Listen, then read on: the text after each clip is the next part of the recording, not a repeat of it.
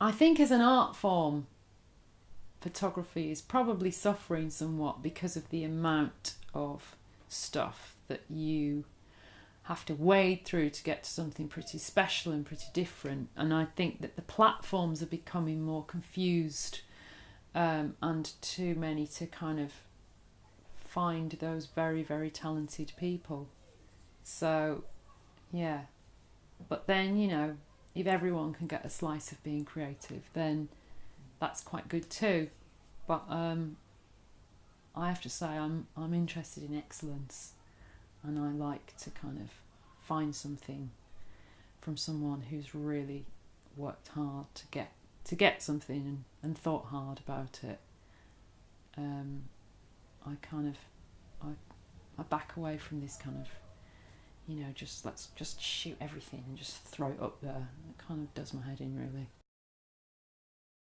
When I first left Nick Knight, the presumption is that you go on to great things immediately because all his assistants always did.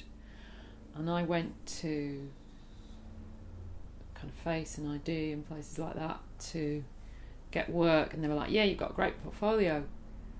Where are you living? I was like, oh, I've gone back to Manchester because I can't afford to live in London. And they were like, oh, right, yeah. So then you just get the work that's available in Manchester, which is very small,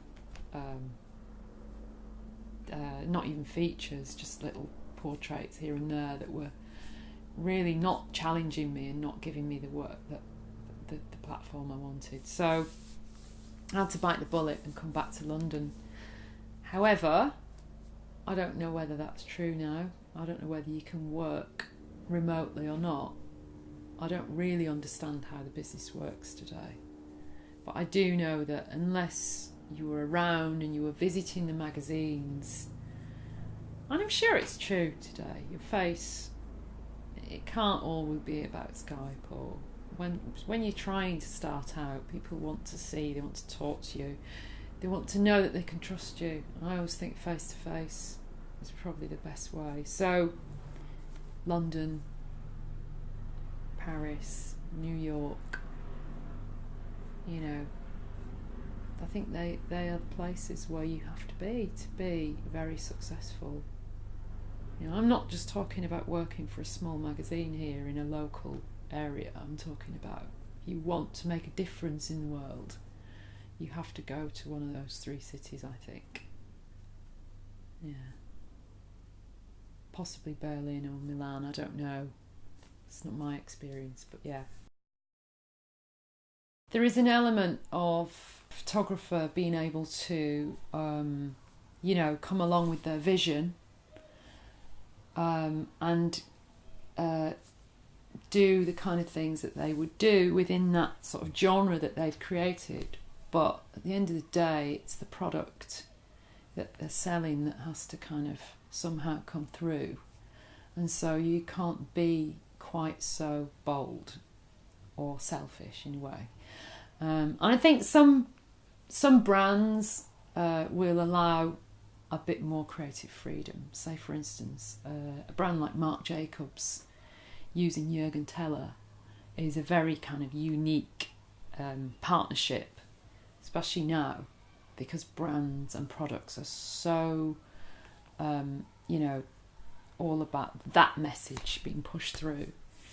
But I think someone like Jürgen Teller is kind of allowed to kind of pick his subject matter, and then the fact that the Marc Jacobs logo is on there and there is some product in there is enough.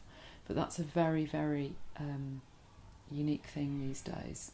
When I was more popular, when I was working in photography a lot harder, I could do an advertising shoot, and I could bring a lot of myself to it, and I could choose the models, and I could, do certain things. But it's gradually that idea of you choosing your own models, and you choosing your own settings and framing and editing is all being eroded away since my day, like in the kind of late 90s and early noughties when I was working in advertising. I pretty much got to choose a lot of the elements, but it's all about celebrity endorsement now, big models. It's all about pushing the product. I mean, there's so many, when you turn over the front of a magazine, it's all advertised, all big bags stuck in your face, you know. It's the creativity level has just diminished quickly in the last decade.